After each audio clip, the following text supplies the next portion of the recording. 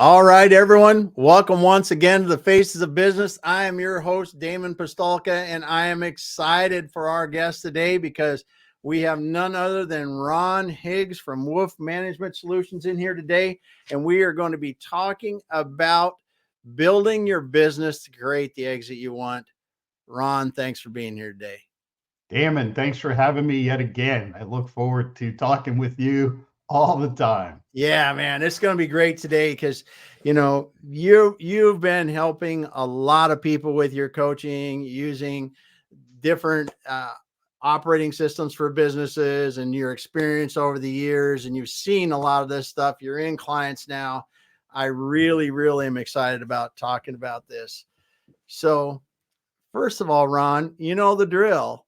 We want to hear about your background and kind of how you got into doing what you're doing today. Sometimes the universe conspires to set you on the right path. So I spent a long time in the military, got out and worked for defense contractors for a while. And I knew that there was just something else. There had to be something else, or, I had a different calling. So I left my job about 7 years ago and haven't looked. It took a little while to find my way. Worked for a few startups. Being out by yourself is difficult, so I found the support of some other solopreneurs. I just want to say now, I wish that there were some of the resources available then that there are now. Yeah. And you know how you could go back in time and tell yourself a few things. So Yeah. I would have saved myself a lot of time, money, and aggravation if some of these resources had been available Definitely. beforehand. And what I've found is that I really like to go in and help businesses solve their problems, people solve their problems, help people work together, figure out what the root cause is. All of us that get called in from outside a company for help get called because of some kind of symptom.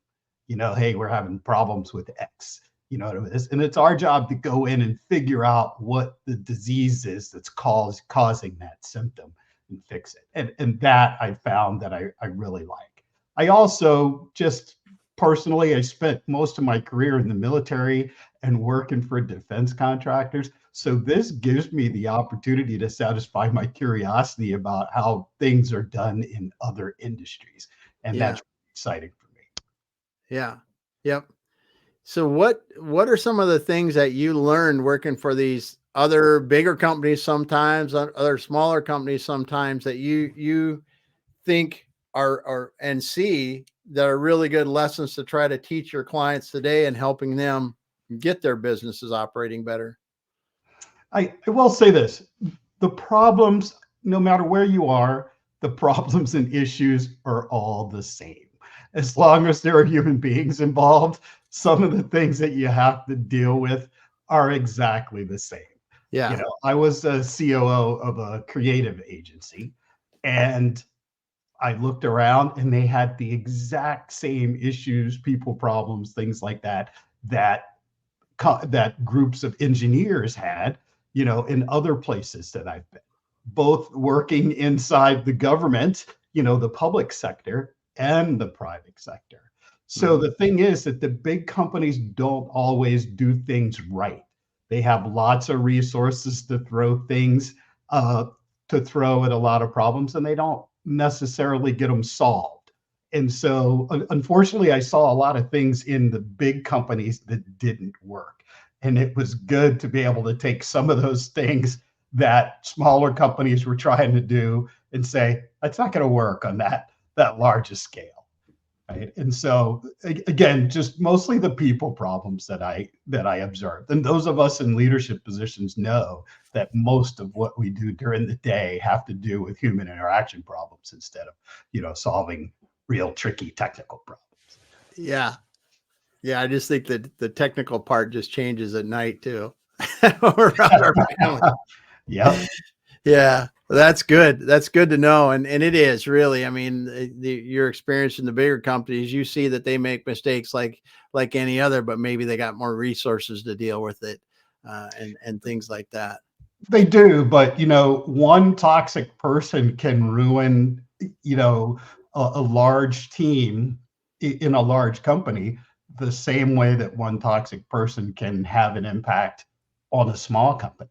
So a Yeah. lot of things are the same, right? Yeah. And I think from the larger companies, there are a lot of different things that go on in different teams that you know we observe and then are able to take back to some of the small companies to help them either avoid some of the problems that the bigger Yeah. companies have or fix some of them. Yeah. Yeah. That's for sure.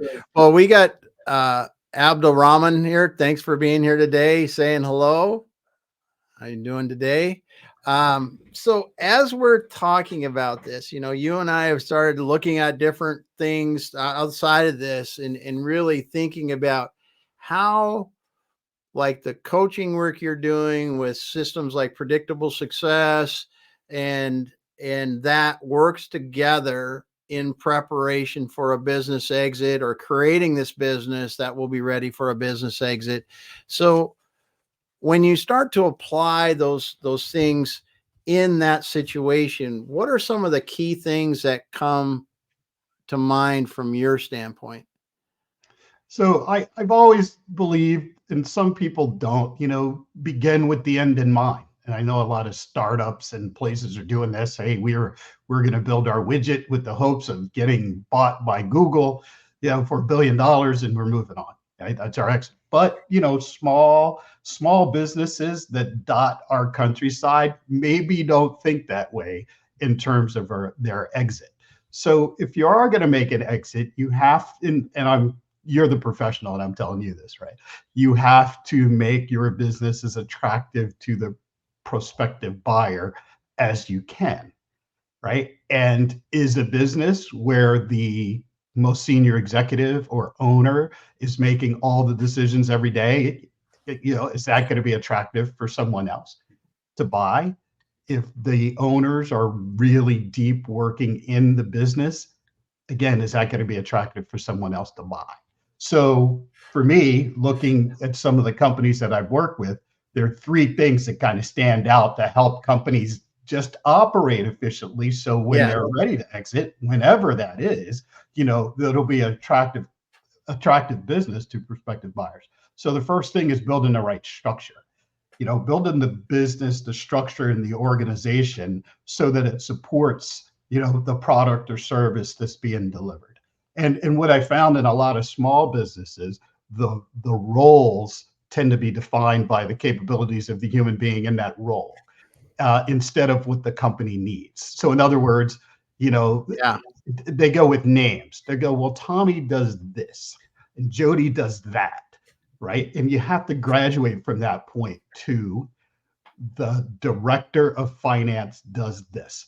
The operations manager does this. So in terms of moving from, the names of people to titles, and those titles have to be what the company needs. And unfortunately, sometimes, the person in that title may not be the right person moving forward as the company grows. Yeah, yeah, and it's a big change for people to come. I mean, first of all, because you may be talking about people that have been there a while, and the business is usually shifting away from their core capabilities, or you may have to restructure things based on the roles. There's all kinds of things that can affect that, but that is a big deal. Real quick, I want to say hello to AJ. Thanks for being here today, man. So if you're listening out there today, first of all, say hello. Let us know where you're listening from. And also drop some questions in there if you got questions for Ron or myself to talk about this. But we're hitting into roles because I think this is one of the big things when we look at creating a business, building your business to create the exit you want. You came right off the bat with what I think is a home run thing to do is think about the end in mind and what that business looks like when you're ready to exit. And you talked about owner involvement and making sure your owners are not critical to the daily function of the business and are not, deep in that value chain of delivering that product or service to the customer. So as you're looking at companies, how many times do you run into it where you go, hey, we really have to start at roles and structure? Almost every time. There we go. Almost every time. I always start with the org chart because just about everyone has some kind of an issue with the org chart. And I'm not talking about people, I'm talking about the org chart, creating the roles and creating a structure that the company needs to Yes. operate and to grow or scale. Just growing and scaling aren't necessarily the same things. Yeah. Right. And there's decisions to be made too. Do you want to scale the company? I mean, do you want to grow it to, 10x of what it is now? Or do you just want to maintain? If you're an $8 to $12 million in ARR, do you just want to stay that forever and not grow? And those are two different things. And you're going to have to go through two different paths, to make either of those operations as efficient as possible. Yeah. And I know we're talking about people, so we could talk about the next step. Number one is building the right structure. So now that we're talking about people, is building the right team. So now that you have the right structure, now it's time to put the right people in those seats. And I'm a big fan of assessments. There's millions of them out there, right? And they're all right to some degree. But I think the bottom line is just to make sure that you're not building a team of people who think exactly alike. So for instance, visionary. Everybody knows what a visionary is, right? Visionaries, all the ideas, right? The idea people. Every time we turn around, we have a different idea. Just like, my dog and a squirrel, whatever is coming along, squirrel, right? So they go to a conference and they come back and they got a million ideas and they're driving their staff up the wall with all the million ideas because people can't keep up. And visionaries are great. We need them. But do you want to build an entire company full of visionaries or an entire leadership team full of visionaries, right? Maybe not, right? You may want some I think you need a mix. Right. You may want some people that are data driven, right? Some people that are task driven, right? Some people, if you have a sort of a low EQ, then you may want to pull somebody in with a higher one. But the bottom line, again, with all those assessments and everything, it's just make sure that you don't have a homogeneous group. Yeah. That's a great starting point is as you said, define the roles and make sure you've got a good diverse set of people within those roles. I want to back again, the chat's going pretty hard. So we got to say, Melissa's here from San Diego. Great to have you here today, Melissa. Abdul Rahman, he talks about diversity. We had AJ, he was in here before, but he's saying he's from New York City. Abdul Rahman's in here from Cairo, which is cool, man. We usually don't get that. Steve Stokey, you know Steve? Steve Stuckey. Yeah, there we go. My neighbor, Steve. There you go. Thanks for dialing in, Steve. Yeah. Good to see you here. And we got Croy Thompson's in here today. So thanks for telling us where you're coming in from. And sorry, Steve, about your last name. I am not that quick when we're trying to do this on the fly, but thanks so much for all the comments so far. So we're sitting here, we're talking about, you like to start at the org chart. I think it's a great place because that org chart typically, as you walk in there, like you do, is just kind of evolved over time. And you said started off the conversation with structure. And I think that is so key to think about that structure. And like from your standpoint, is that structure appropriate today and for where we're going?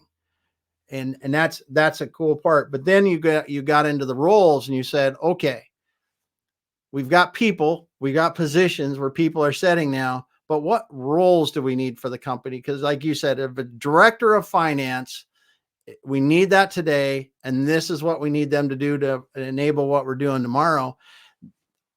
This is a big exercise for companies that they don't really understand sometimes, because these leaders, these founders and people like that, they've been in this over time. And these are slow changes that happen over time. But we're really trying to make a pretty significant switch that allows and frees up and enables them to move forward much faster to where they want to go. So talk a little bit more about, developing these roles and then the select, how you get through this part of it. Well, some companies, one, don't have org charts. So Yeah. you go in and it's like, okay, where's the org chart? We're pretty flat here. We don't have one of those. Well, I think the organization, you have to figure out who's doing what, understand who's doing what. And the biggest thing is where the decisions are being made. Who's the person responsible for said decision, right? And then there are other things that the company needs, right? So there are some examples where somebody has a title, and I ran into this in one company. They have the title of director of product, right? Whatever that meant. They're like, well, this person is the director of product, but they're not good with people. So they're not managing any people.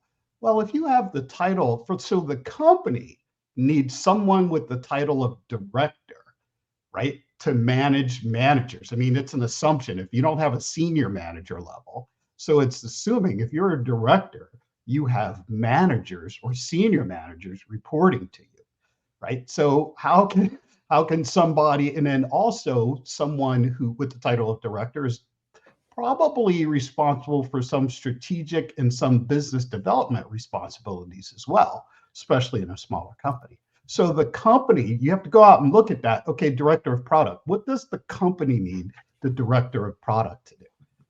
And back that up. So who are the internal customers for the director of product? Yeah. And then start working that way from who your internal customers are as you build that org chart and who's responsible for making what decisions. Because there are things that are amorphous. People go, you have project managers. Well, what's our project management discipline? Do we have a specific way we manage products here? Or I'm sorry, projects here? And nobody knows. Why? Nobody knows because there's no one human being who's responsible for it. So those of us who look in from the outside, who are consultants, we can come in and see things like that where the company may not be able to see it. Yeah. Yeah. And you just hit on a ton of good points in here.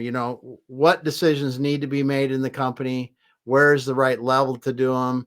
And one of the things that you mentioned, I think, is rampant in a lot of companies is that people get titles just because we don't really know what else to do. It's like, okay, you're a vice president. Well, if everyone that works here is a vice president, is that right?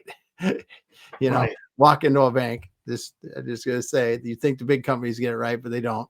And it's these kind of things are really important. So as you're going through this with people, what are some of the tools that are really available to you to match people with positions or help to develop these things out that coaches may be able to bring to the table? Well, it's not, in this case, it's not necessarily tools. It's really just going through, again, what the needs are. Also, I looked at it when I was doing fractional COO work. I also looked at it as part of my job to prepare everyone in the company for their next job, right? Mm-hmm. And so where is it in this structure that we're going to build? Do you have succession? Meaning when you go on vacation, whatever your job is, who's going to fill in for you? Who's going to make that decision for you? And then how are you growing the next person to take your job as you move on, to your next job, right? Do you want to go in a company where there's no clear path of ascension? Okay, what's the next step to increase responsibility? Right. So we also look at that. So systems, yeah. I also, again, use assessments. Again, there's some people say you have a visionary, right? Visionaries are, what we talked about before, but detail work and precision work and say finance work, just really getting into the weeds in finance and, tax things that requires somebody who's more data driven than a visionary. So if you put a visionary even a person who's great at their job, but they're great at doing visionary stuff. And if you stick them into a role like that, they may not succeed because that's not where their superpower is, Mm-hmm. not the way they're wired. So tools like that are good to help match people and their, behavioral types, leadership types, whatever you want to call it, to Yeah. specific goals. Yeah. That's a great point. Matching people with their innate skills into a position, as you talked about, you got to know what we need in roles and then getting that right person in. And as you said, you wouldn't want to stick a visionary into a precision role that like an accountant or an engineer or something like that, necessarily. You also touched on something I think we're getting into, the topic, the really about creating that exit you want, and that is succession. Because one of the things that I'm sure that when you're coaching, I know that when we're looking at businesses that would need to be prepared to sell is owner involvement. Uh, Right. from a coaching perspective, what are some of the things that you look at, and how do you help those owners really get to the right place in their business? So, and I'm sure you've seen this. You go into a place and look, and I typically run in. I'll just put the situations into kind of three different buckets, right? The first bucket is the owner's just driving everything. Owner makes every decision, drives everything. Place is completely paralyzed, when the owner's not around, right? The next situation is that there's a lot of complexity in the organization, right? So there's insufficient systems and processes to deal with that complexity. So the norm is firefighting. So you got a lot of firefighting, you got a lot of infighting with people. And one of the things is decision implementation, right? So the people at the top make decisions very quickly. And then they meet again a month later and say, hey, where are we on that? So, and nothing's gotten done. So they have trouble implementing those decisions, right? So that's sort of one, phase that a company's in. Yeah. And Yeah. then the other one is maybe when they're over processed and bureaucratic, Yep. meaning the company's just a bureaucracy, sorry. And they have a system and process for everything, even things that don't necessarily need systems and process. So in other words, they're so focused on getting the checklist done that they miss the point of why the checklist is there to begin with. So let's take onboarding, for example. Hey, here's the onboarding checklist. This is what you have to do, right? And they're so focused on making sure that that person gets through the onboarding checklist, but they don't check to see if the onboarding is actually effective. Yeah. Right. It's So a they're great. more focused on that process than they are on, whether things are really working or not. Yeah. So as you probably know, one of the biggest is when the owner is driving everything. So Yeah. that's the big thing. If, stepping in or looking in from the outside and going, if you're making every decision in the company, how are you going to sell that? Who's going to buy it? Right. Yeah. And there's a lot of nuances here, right? Because some people, their entire identity is wrapped up in that company and doing that and being the hero and making that decision all the time.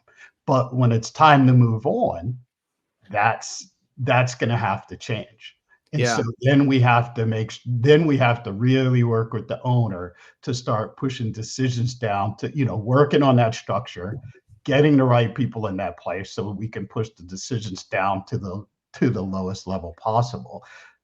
Operating with an executive team, making decisions as a team, things like that, and having the owner slowly extricate him or herself from all of that. And that's Mhm. easier said than done. It's a Oh, challenge, but it's the yeah. biggest one. Yeah. Yeah. And it is that owner, you know, making all the decisions, and if they're a critical resource to the business, when you look at that from building your business to create the exit you want, and you think about building your business value, where's your business value then? Usually your business value is in your sales, the revenue stream. It's in the team that you've built, the assets that you have in the business. But when you build that business around, when that owner builds that business around themselves that much in terms of an exit, they're a lot of the value of that business today. But if they're leaving tomorrow, how much does that affect the value of the business? And it's something we talk about every single time when we're talking about selling a business, is that owner involvement, because it's so critical. So It's sales, big time, right? Because that's yeah, relationship driven. So if the owner owns all of the relationships when it's time to move on, how's that going to work? And how's that going to work with the value? That's just what you were hinting at, with how the value the business. And yeah, so we want the owners to get as much as they possibly can from the business. And so to drive up that valuation, they're going to have to start extricating themselves from every facet of the business. yeah. So let's take a little step back here. Now, when you're not coaching someone that's thinking about exiting your business, is this much different, your approach of getting the owner into that spot, or is it a lot different? Nope, not at all. Right? Because if you walk into somewhere and the owner's running everything, again, we have to get them to the point. I mean, even for their sanity, Yeah, where where they're running, the business isn't running them. With the they own the business. At some point, the business owns them. They can't get away, even if they want to. Hey, I yeah, wish I could take vacation. I can't. Right? All of that stuff. Right? So it impacts everything. It impacts their work-life balance. All of these things. And so that happens whether folks are thinking about making a sale or not. So that's why, having that business running like a well-oiled machine without, direct everyday owner involvement in every decision, I think that that's good wherever they are in their journey, whether they're yeah, just, a year into it or, 6 months from an exit. yeah, yeah. I agree, and it's interesting though, and I don't think a lot of people believe this when it's coming from me as much as it would be from somebody else. It's like, listen, if you prepare to sell your business today, it's very similar to what any good running business should look like. It's doesn't have too much owner involvement. It's got good solid growth, and it runs well. I mean, those are the simple things of that. So when you're looking at this and you've gone through, now we got roles and got right people in the roles. We discussed this with the owner. They're moving into their right roles. What are some of the other things that you get to deal with in these clients typically? Creating or refining the right processes. So, in other words, when businesses are small, things are easy. They're delivering a product or service in an environment of relative simplicity, driven by the numbers of people, the numbers of clients, and the number of products or services. So, in other words, if you're just starting out and you have one product and you have 5 or 6 people, or less than 10 people, well, it's pretty easy. And it's pretty easy to deliver that product. Yeah. And it's pretty easy to kind of make things up as you go along. And it's pretty easy to use anecdotal data, to make decisions, and gut feelings to do that. But when the company starts to grow, when you have more people, now you have 25 people, the way you communicate with 5 people, totally different than the way you communicate with 25 people. We talked about decisions. When you have 5 people, you can make and implement decisions very quickly because the doers and deciders are the same people. When you have 25 people, right, the doers are a different group of people than the deciders. So the deciders can say, yeah, we're going to do that. Well, how do you float all that down and get that done? Right? Yeah. There's elements of communication, buy-in, all sorts of those things, right? So you have to start putting in systems and processes, and you have to start making data-driven decisions instead of anecdotal decisions. So, right, building those systems and processes are a big deal. So there Yeah. was one place I work with, just a system, just to get a proposal out. It took them 3 weeks to get a proposal out. And the managing director was the bottleneck in that. So if the managing director was out, or how quickly that proposal got done was a direct result of how busy the managing director was. Yeah. Right? Okay, so let's involve. And so you break down all the steps and all the things that were needed to get a proposal out. Okay, the managing director would go to, a project manager and the account manager and a couple other people to start asking questions about the proposal. Well, why not? Let's look at the entire process, look at the entire inputs, and see where you can build that proposal without the direct involvement of the of the managing director, and to do it as quickly as possible. So once we did that, we looked at that.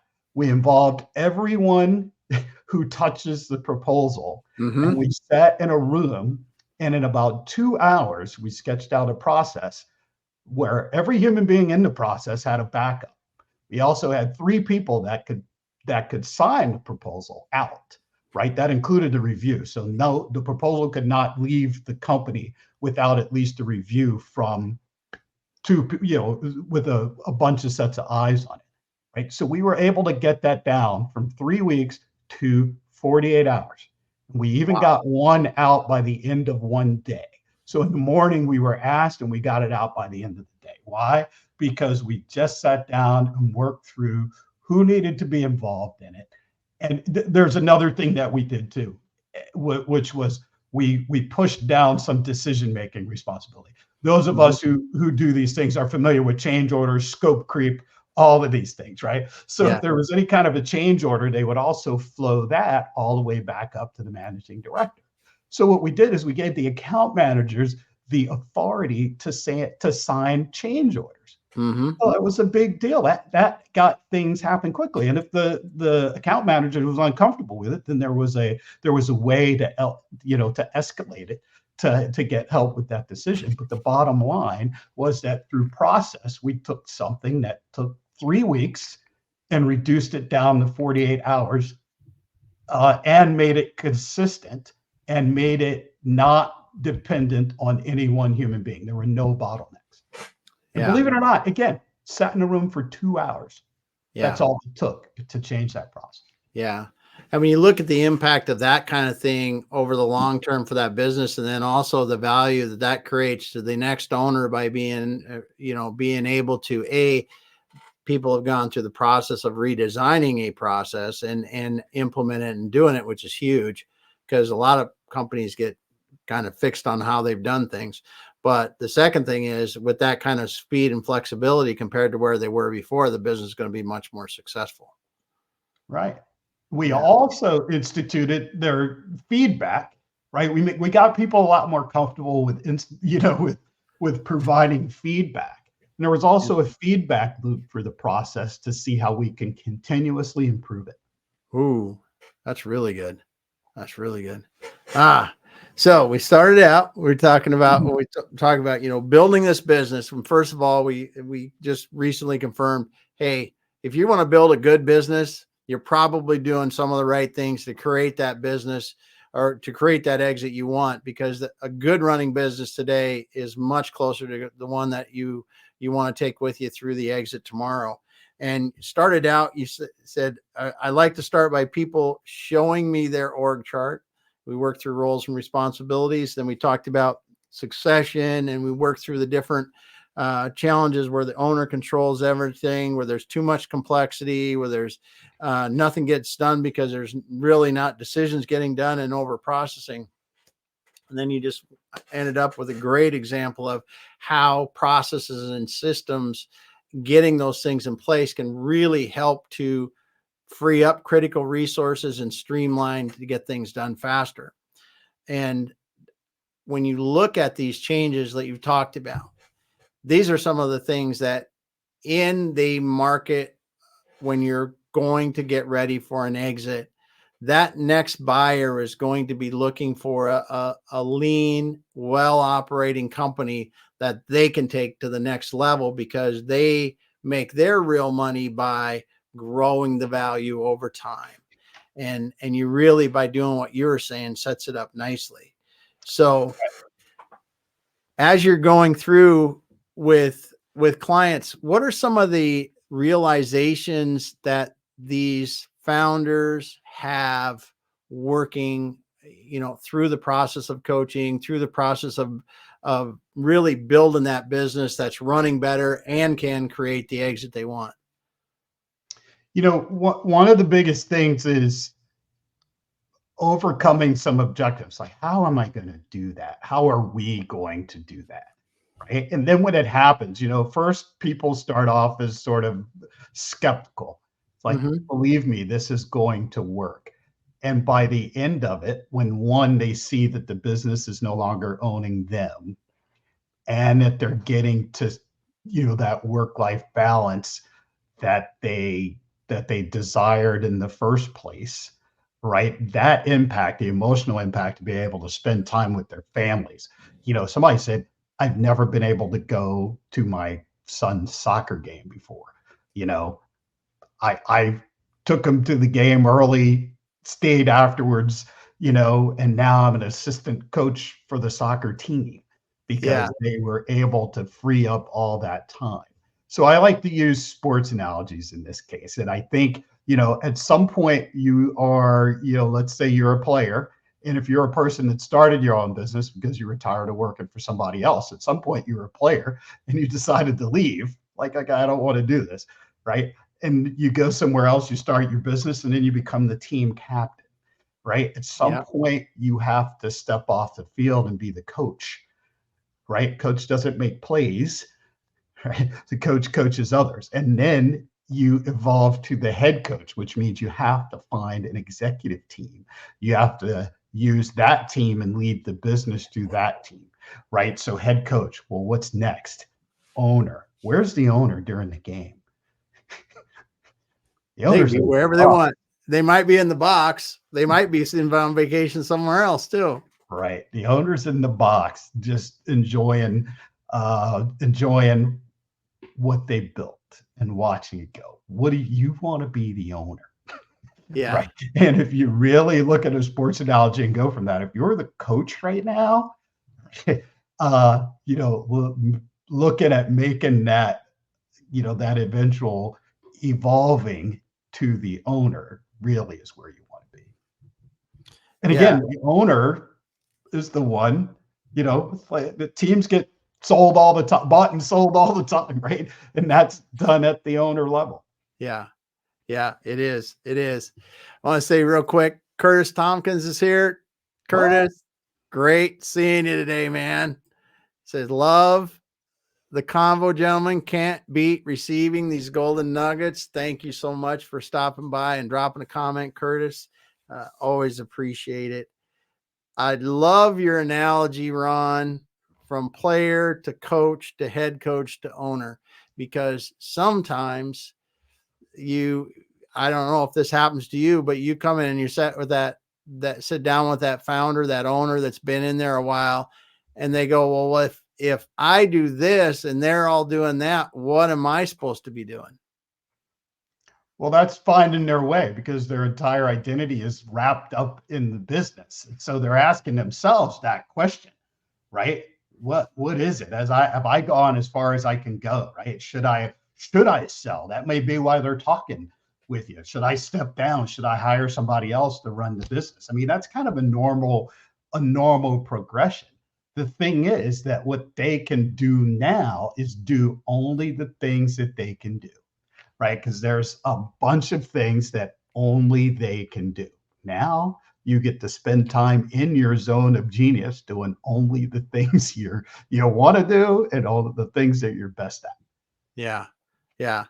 That is in my experience, when they understand, as you said, that player to coach to head coach to owner role, when they really get to that head coach and then ultimately into that owner role, things get a lot more interesting for them, because they can, especially if they're looking at an exit, they can really envision themselves after the business, and they can envision the legacy they're creating, and they can envision, and they can really help to mentor people today. Absolutely. Yeah. Yeah. So as we're talking about this, we're getting about to the point that we're wrapping up here. What are some of the things that you enjoy the most about being able to go out and coach people and work with their businesses? All right, this is going to sound weird, but the org chart thing, I actually really like doing it. I really like going and building org charts and building that structure and helping people, put the right people in the right place. But the biggest thing is that I really like as a coach, fractional COO, all the things I've been doing is to see somebody when they actually get it. When something happens, when they either make a change, they make an improvement, they make a decision, or they have this moment of self-reflection based on some guidance that I've provided. Yeah. Right? I like to see people succeed. I like to see people thrive, and I really like to guide people to do more than they thought they were able to do. That's awesome. That's awesome. Good stuff. Good stuff. Well, parting thoughts for the day, Ron. Parting thoughts for the day. Well, we talked about a couple of things, but those three things, let me summarize those, right? So, building the right structure, building the right team, and creating or refining the right processes, those three things. And Oh, so, yeah. The right structure, the right team, and building the right processes. Because right. that is great from day one.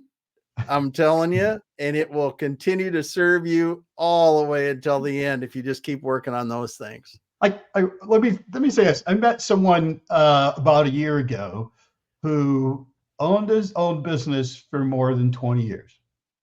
Asked, you ever thought about, you ever thought about an exit? No, I hadn't really thought about that.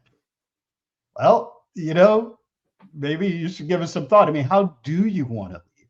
Are you going to turn it over to your kids? Do you want to sell it to someone else? Do you want to get acquired, by a larger company? What is it? And that, sparked some thought, which was good. And I think that, again, just being able to guide people from something they hadn't thought about to like, oh, maybe this is something I should think about. Yeah. So if you're out there and you aren't thinking about this, whether you want to exit, Damon, this is your territory, right? Whether you want to exit in a year, you want to exit in 10 years, it's not too early to start planning for that. Well, yeah, and as you said, the process of working on your business allows the owners to really work on one they want. And you made a great example of the owner is now able to go to their soccer game with their kids or whatever the thing is. They can spend more time outside of the business as well as being more valuable to the business when they're there. And I think that's the thing that owners honestly get confused is like having a business that will really create the exit you want runs well today. And as you said it earlier in this, is ready to exit whenever the time comes, because we don't know when that time to exit is going to come. It's not like we're going to do it next Tuesday at 3:45, because you can't control when a buyer is ready to buy your business. You can't control when the market's right. You can't control what your health does.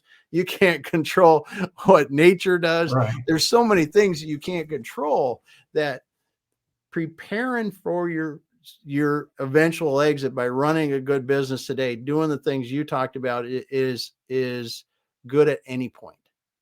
Right. Yeah. And I do want to, I have to throw in a plug for coaching, because I am a coach.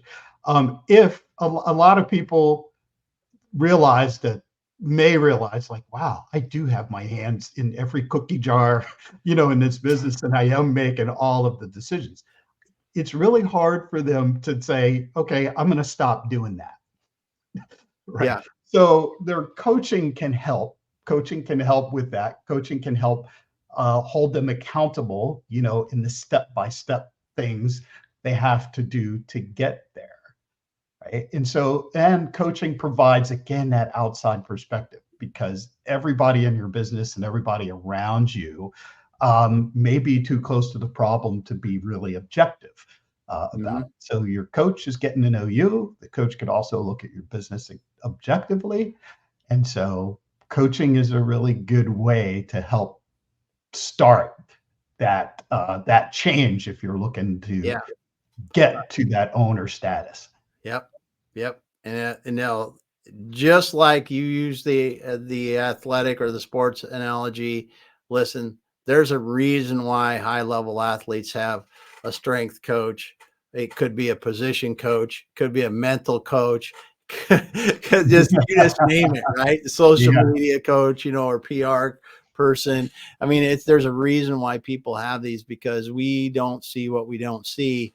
And when we can help, and when others can help us work through those things and get on the right path, it can make a huge difference. So good stuff, Ron. So if someone wants to connect with you, Ron, what is the best way for them to get a hold of you?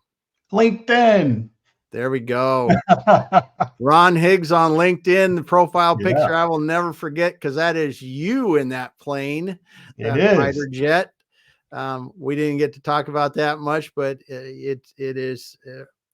Thank you for your service as always, and thanks for all you do helping these businesses. Well, it was a privilege and an honor for me to serve my country. And this is something that I really enjoy. I'm glad I decided to leave corporate America when I did. And I'm happy for those experiences, but I'm much happier on the path that I'm on now. And thanks to everyone out there supporting this, who came out to support this show. I really appreciate it. Croy, good to see you.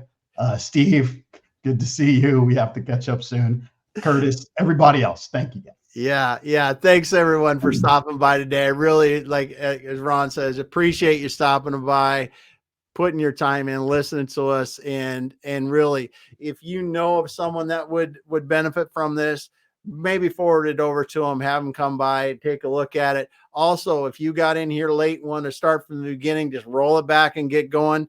And we will be back again next week. Ron, hang out for a moment. We'll finish up offline. All right. Thank you again for having me.